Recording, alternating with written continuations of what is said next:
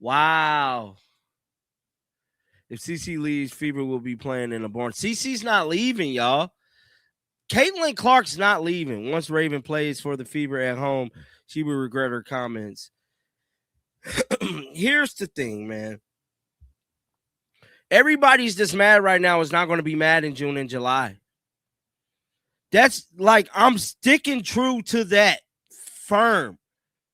When June and July comes, I don't care about her. A resurfaced clip of Raven Johnson speaking about online abuse she faced during her college career has been making rounds again following her selection by the Indiana Fever. In the footage, Johnson describes being targeted with racial slurs and hateful messaging, saying the experience pushed her to the point of wanting to quit basketball entirely. She credits her faith and the people around her for pulling her through, and frames the following season when South Carolina went undefeated and defeated the same opponent that had been connected to the controversy as the outcome that gave it all meaning. The clip is being viewed through a new lens now that Johnson is a Fever player, given that a portion of those past online attacks came from within the Caitlin Clark fan base. The footage also shows Clark on the court physically distancing herself from Johnson during a game, waving her hand dismissively in the direction of the opposing player rather than engaging defensively. When June and July comes, I don't care about her playing victim, Greg. I just don't. We don't care about none of that. I care about one thing, and that is Caitlin Clark holding up that WNBA championship. I don't care about nothing else. Now, here's Amber Cox again speaking about this whole thing. Let's blow this up. On the year that you had, the Defensive Player of the Year in the SEC, arguably the toughest conference in the country, just did everything for her team on both ends of the floor. That moment has drawn significant commentary on its own. On the front office side, Fever GM Amber Cox spoke shortly after draft night to defend the selection. Cox described Johnson as a player who won SEC Defensive Player of the Year in the toughest conference in college basketball, contributed on both ends of the floor, and was available at pick 10 in a way the organization simply could not pass up. The stated goal was to add backcourt depth through both free agency and the draft, with the aim of building enough roster depth to sustain a deep playoff run. Cox also highlighted the reunion angle, noting Johnson's existing relationship with Aaliyah Boston from their time together at South Carolina. So when we saw that she was going to be available at 10, we were absolutely thrilled to bring her here, to add her to our backcourt depth, to reunite her with Aaliyah Boston. You guys, home run tonight, home run. What can she bring this team immediately?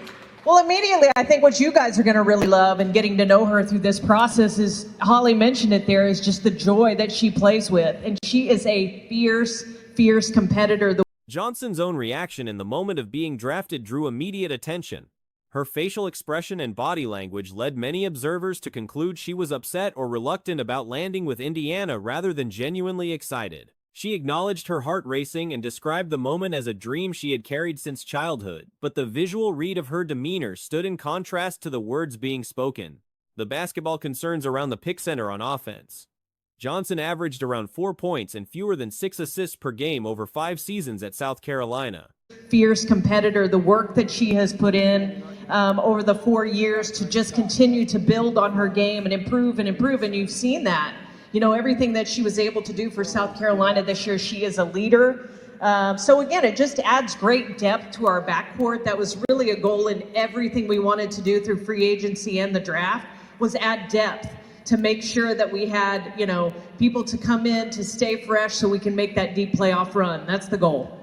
Well, Amber, we appreciate it so much. The accusation being leveled is that White prefers to route the offense through Kelsey Mitchell and treat Clark as a secondary option, a dangerous decoy rather than the primary decision-maker. Last season, there were stretches where Clark was stationed on the wing while the offense operated elsewhere. The argument is that this same pattern is likely to repeat with Johnson in the lineup, pushing Clark further off the ball. Clark's entire game is built around having the ball in her hands and creating from the point guard position. Amber, we appreciate it so much. You've got a lot of work to do, so we'll let you go.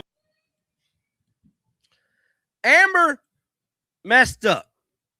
And I don't want to say she messed up with this draft pick. I just don't, y'all. I just got a gut feeling about this Raven Johnson pick, man. I really, really do. I think it's going to work out good defensively. But overall, I know a lot of people feel a type of way about this pick, and we really shouldn't. It's not that big of a. If that is taken away from her, the team not only performs worse, but the case for her staying past her current contract weakens considerably. The question of whether Clark would actually leave is debated. One perspective holds that she is too loyal and too concerned with how she would be perceived to walk away from Indiana when her deal expires. The counterargument is that no player with her profile and leverage should be expected to tolerate a coaching environment that limits her effectiveness year after year. And we really shouldn't. It's not that big of a deal. We'll have to wait to see how the locker room stuff going to be. But this is Raven Johnson immediately after getting picked to the Fever. Now, watch her body language, because she definitely looked like she do not want to be in Indy. Yeah, it's crazy. I mean, my heart is beating right now. It's beating so fast. But, you dream of moments like this as a little girl. I mean, you watch people before you that get drafted, and just to hear my name called, it's a blessing, honestly. Every time I watch you. Look at her face right here, bro. She looked like. If the Fever cannot beat New York or Las Vegas without Clark running the show, and yet the team insists on not giving her that role, the ceiling of this roster becomes obvious quickly. The broader point being made is that the Indiana Fever's entire rise in relevance is a direct product of Clark's arrival. The fan base that fills arenas and drives viewership showed up for Clark, not for the franchise's broader history. Any front office decision that seems to work against maximizing what she brings risks alienating the exact audience that made the organization relevant again. She looked like she want to cry. She looked like she want to cry right here, bro. She don't want to play there. She don't. Been backstage for a while, man. Hey, what's going on, bro? How you feel? Can you hear me? Hello? Can you hear me? Yep. I got you on here. Okay, good. I want to go back to the Raven Johnson offensive strategy thing that we were talking about. Yeah. What's going to happen?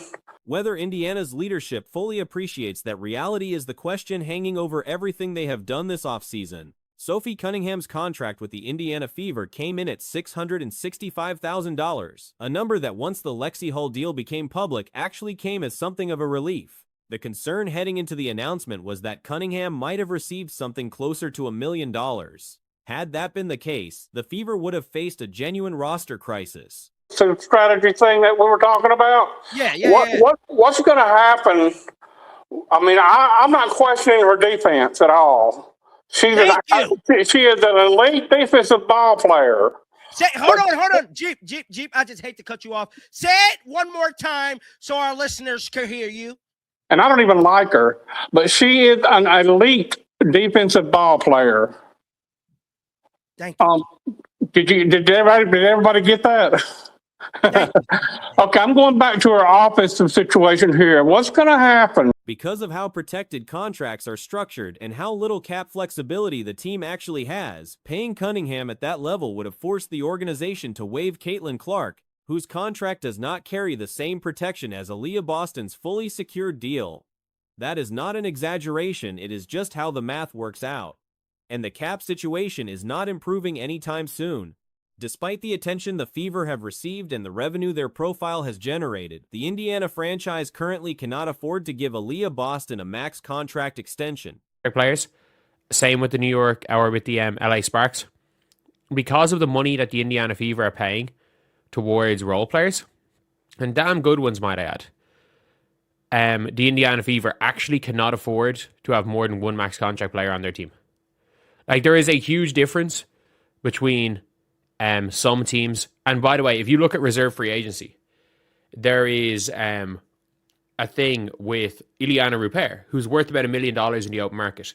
Because of reserve free agency, teams like the New York Liberty and the LA Sparks are operating with 4 or 5 max contract players on their rosters.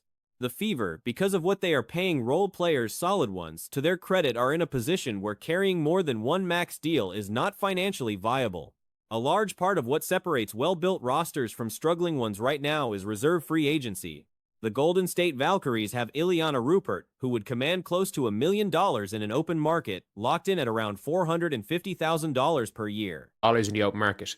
Because of reserve free agency, she has to play a certain amount of years to get away from reserve free agency, which means you can't test the open market. And because of that, the Golden State Valkyries have got her for $400K a year, or $450K a year. They have got Janelle Salon, who could be a future All-Star for like $500K a year, as long as they have her reserve rights. And Portland Fire have, for 3 years of Louisa Geisel-Suter, got her for $350K, just above, slightly above the minimum. These are players that in the open market, all three of them would have commanded close to $1 million. They have Janelle Saluin, a potential future All-Star, for approximately $500,000. The Portland Fire have 3 years of Louisa Geisel-Suter for just above the minimum, $350,000. All three of those players would have attracted seven-figure offers in a free market. Reserve free agency is what makes those signings possible.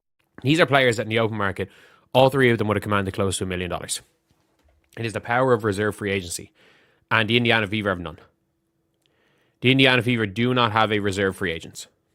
So they're in an unfortunate situation. And it is why, It is why you have got here Sophie Cunningham at 665K. I don't think, Sophie Cunningham is going to be a member of the Indiana Fever next year. I just don't think they... The Indiana Fever have 0 reserve free agents. That means every player they bring in has to be paid at or near actual market value, which leaves the budget stretched thin in every direction. So, Cunningham at $665,000 is already a significant discount on what she would have earned elsewhere. Portland likely would have offered her somewhere around $1.2 million, handed her a lead role, let her have a showcase season, and built some entertainment value around a rebuilding team that needed a marketable player to draw interest while the wins were not coming. And Fever next year, I just don't think they can afford her. This is a huge pay cut. She walked away from at least 100K. She don't walk away from more. She walked away from more. I fully believe that the Portland Fire would have offered her $1 million. Seeing what this team, the money that this team has spare, and the players that this team are signing, and the fact they're trying to lose, I think they would have just given the keys to Sophie Cunningham. I think they gladly would have signed her for $1.2 million, given her the keys, let her have an all-star season, and...